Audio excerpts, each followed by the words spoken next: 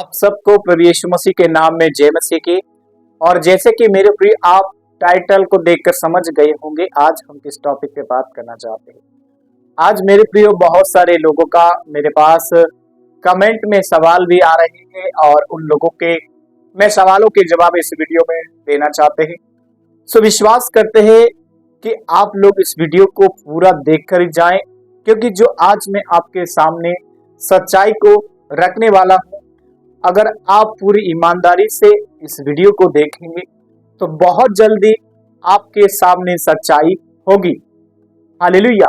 सो मेरे प्रिय आप लोगों का यही सवाल है कि प्रॉफिट विजेंद्र सिंह जेल से कब बाहर आएंगे।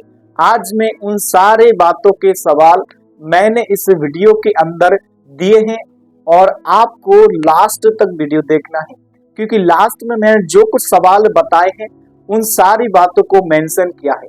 सो विश्वास करते हैं कि आप लोग वीडियो को पूरा देखेंगे। और साथ ही साथ एक अनाउंसमेंट है, यदि आप चैनल पर पहली बार जुड़े हैं तो चैनल को फॉलो कीजिए और लोगों को शेयर कीजिए, ताकि इस बात की सच्चाई लोगों को पता चल सके। सो मेरे प्रियो मेन बात हमारी यह है कि प्रॉफिट विजेंद्र सिंह कब आएंगे। आपके मन में सवाल होगा, आप आशा करते होंगे कौन से समय में आएंगे, कौन सा दिन होगा। वो सारी डिटेल मैंने इस वीडियो के अंदर फिर से बता दिया है। वो कैसे आ सकते हैं, कौन से कार्य हैं, उन चीजों को करना बहुत जरूरी है। हालेलुया। पहली बात मेरे प्रियो बताना चाहते हैं कि जब हम किसी भी चीज को या किसी व्यक्ति को अगर हम जेल के अंदर देखते हैं तो हमें उसके लिए कुछ चीजों को कदम उठाना चाहिए और उन बातों को फॉलो करना चाहिए। सो जब हम इन बातों को अगर फॉलो करेंगे, इन बातों को अगर सही रीति से देखेंगे तो बहुत जल्दी आ सकते हैं। वो कौन कौन सी बातें हैं, उन बातों को हम सच्चाई से देखेंगे। मैं एक कुछ बातें वचन के बारे में एक वचन को पढ़ना चाहते हैं और उसके माध्यम से कुछ बातें इंपॉर्टेंट है, उन बातों को हम रखेंगे। पहला पत्रस 4:15 कहता है, तुम में से हर एक कोई हत्यारा या चाहे चोरी, कुकर्मी या बुराई करने वाला होकर दुख ना पाए। हालेलुया। मेरे प्रिय यहाँ पर एक बात यह है, जैसे कि हमने जानते हैं कि पास्टर विजेंद्र सिंह को किस तरह फंसाया गया था और उन लोगों को इतनी भी शर्म नहीं आई थी, इतनी भी उनके अंदर दया नहीं हुआ था, उनके अंदर इतना भी रहम नहीं आया कि उनके छोटे छोटे बच्चे हैं, उनके छोटा एक लड़का है जो 2-3 साल का ज्यादा का नहीं है, इतनी भी उन लोगों को शर्म नहीं आई। लेकिन आज मैं उन लोगों को बताना चाहते हैं कि कैसे आ सकते हैं और कितनी बड़ी साजिश के द्वारा उनको जेल में भेजा गया। ये इतनी बड़ी साजिश के द्वारा एक नफरत करने वाले के माध्यम से और उनकी ऊपर झूठे आरोप लगाए, और पहली बात कि उनकी नहीं सुनी गई, सुनी उनकी गई जिन लोगों ने झूठा आरोप लगाया है। और आने का मुख्य कारण यह है कि अगर इस केस की अच्छे से दोबारा से जांच होती है और इस केस को अच्छे से हम फिर से खोलते हैं और इस केस के जो भी पन्ने हैं, अगर उन पन्नों को सही रीति से अगर मेंशन करते हैं, सही रीति से जांच करते हैं, सही रीति से एक दूसरे को टेस्ट करते हैं, तो बहुत जल्दी आ सकते हैं। नंबर 1, वो कौन सा टेस्ट है? एक ब्लड का टेस्ट होना बहुत जरूरी है, जिसके माध्यम से डीएनए होना अनिवार्य है, क्योंकि अगर इसकी जांच नहीं की जाएगी तो ये क्या होगा, नफरत होगा। इसलिए जो भी इस केस को लड़ रहे हैं, इस केस को जीतने के लिए सबसे पहला एक कदम है कि सरकारें और कार्यालय और जितना भी वहां के जो जज के अधिकारी लोग हैं, इस केस की जांच फिर से होना बहुत जरूरी है। क्योंकि ऐसे बड़े काम में अगर कोई व्यक्ति करता है तो ऐसी हरकत नहीं कर सकता, क्योंकि उसकी तो खुद दो बेटी हैं, उसका एक बेटा है, और उसको ऐसे कदम के में क्यों डाला जाएगा, क्योंकि उसके ऊपर क्या झूठा आरोप लगाया गया। लेकिन मैं कहना चाहते हैं सीबीआई टीम से, और इस केस की फिर से जांच होना बहुत जरूरी है, क्योंकि इतना बड़ा काम करने वाला व्यक्ति एकदम कैसे गिर सकता है एक बड़ी साजिश के द्वारा, क्योंकि उसके पास जितने लोग आते हैं उनकी सेवकाई के अंदर, उनके चर्च के अंदर, तो वहां के जो भी उनके बैरी दुश्मन थे उन लोगों ने उनको गिराया।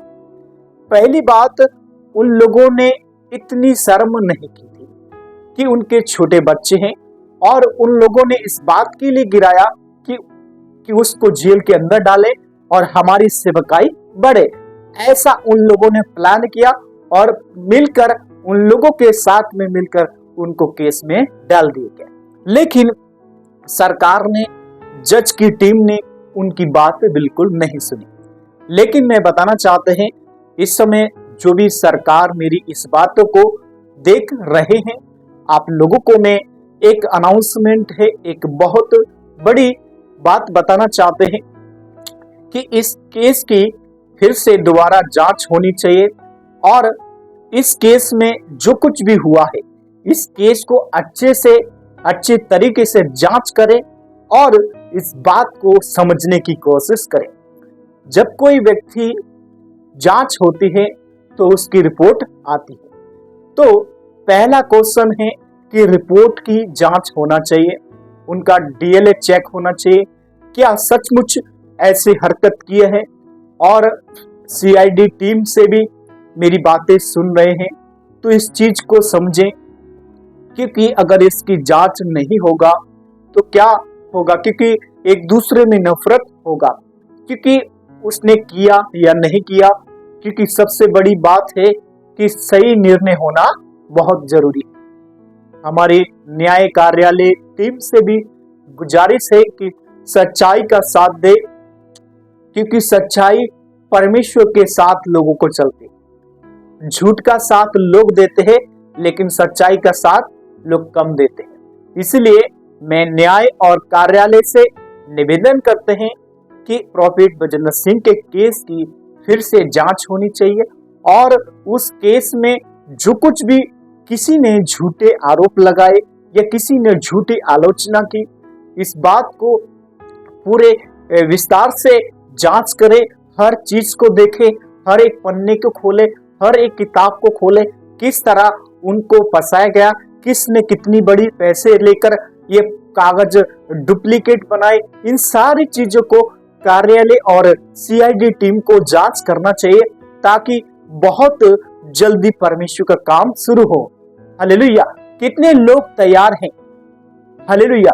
सो मेरे प्रिय, आप लोग जहां जहां से इस वीडियो को देख रहे, आप लोग इस वीडियो को ज्यादा शेयर कीजिए, ज्यादा लोगों के पास पहुंचाएं, ताकि ये सच्चाई पूरी ईमानदारी से उन लोगों के पास पहुंचने पाए जिन लोगों ने प्रॉफिट विजेंद्र सिंह को झूठा केस में डाले थे। उन लोगों के पास पहुंचने पाए, न्याय कार्यालय तक ये वीडियो पहुंचने पाए, क्योंकि जब इस केस की जांच अच्छे से होगी तो परमेश्वर का काम फिर से नया होगा। कैसे होगा? परमेश्वर के ऊपर विश्वास करने के द्वारा, परमेश्वर पे भरोसा करने के द्वारा, परमेश्वर की आज्ञा मानने के द्वारा, परमेश्वर के विश्वास में चलने के द्वारा, परमेश्वर पे भरोसा में अगुवाई के द्वारा, उस पर भरोसे में निडर होकर चलने के द्वारा, जब हम किसी चीज को करते हैं तो उसके ऊपर हम भरोसा करते हैं। हालेलुया। हम एक वचन को पढ़ेगा, मरकुस 11 का 24, जो कुछ तुम प्रार्थना में मांगते हो विश्वास कर लो, मिल गया। हालेलुया। सो मेरे प्रियो, आज हमें यह घोषणा करना है, यह निर्णय लेना है कि आपने शुरू किया और आपने बढ़ा दिया। हालेलुया। यह निर्णय ले कि यह वीडियो हर व्यक्ति के पास पहुंचेगी, हर लोगों के पास पहुंचेगी, ताकि सच्चाई आपके सामने है। हालेलुया। सो मेरे प्रियो, आप लोग जहां जहां से देख रहे हैं इस वीडियो को, सो जो निर्णय लेंगे उसी निर्णय को परमेश्वर आशीष में बदले। हालेलुया।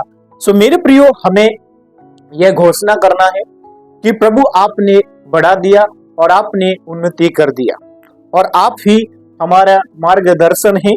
और इस वीडियो को ज्यादा शेयर कीजिए, क्योंकि ये सच्चाई बहुत जरूरी है, क्योंकि ये सच्चाई की बातें मैंने बोला है। अगर इस सच्चाई की बातें सरकार के पास पहुंचते हैं तो बहुत जल्दी परमेश्वर की काम, परमेश्वर की सामर्थ उन लोगों में प्रकट होगी जिन लोगों ने दुश्मनों के रूप में कार्य किया और प्रॉफिट बिजनेस सिंह को नीचे गिराया। उन लोगों का मुंह में परमेश्वर ताला लगाएगा। कैसे लगाएगा? हमारा विश्वास के अनुसार। हम जो विश्वास से घोषणा करेगा, विश्वास से बोलेगा, उसको परमेश्वर आशीष में बदलेंगे। हालेलुया। सो मेरे प्रिय, ज्यादा से ज्यादा इस वीडियो को लोगों के पास पहुंचाएं, ताकि प्रभु की महिमा फिर से शुरू होने पाए। आइए हम दुआ करते हैं। प्रभु यीशु मसीह के नाम में हम दुआ करते हैं, जितने लोग इस बात को सुनकर, इस बात को फॉलो करके मेरी इस वीडियो को देखे, प्रभु सच्चाई उनके सामने पहुंचने पाए, सच्चाई प्रभु तेरे न्याय कार्यालय पहुंचने पाए। यीशु के नाम में हम दुआ करते हैं, आमीन। परमेश्वर आशीष दे। गॉड ब्लेस यू सबको। जय मसीह की। परमेश्वर आप सबके साथ रहे।